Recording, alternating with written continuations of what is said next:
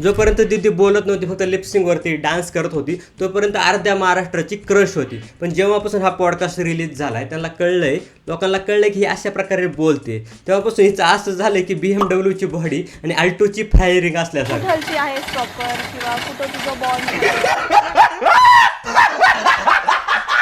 आणि जे मी माझ्या पूर्ण लाईफमध्ये नाही केलंय ते मी स्टार्ट करतेय. ताई चांगलं कॉन्टेंट क्रिएट करण्याबद्दल बोलते. ताई सांग ना, कधी करते चांगलं कॉन्टेंट क्रिएट? अख्खा महाराष्ट्र वाट बघतोय. नाही, अख्खा नाही बघ, थोडासाच बघतोय, कारण की अख्खा महाराष्ट्र अजून तुला ओळखत पण नाही.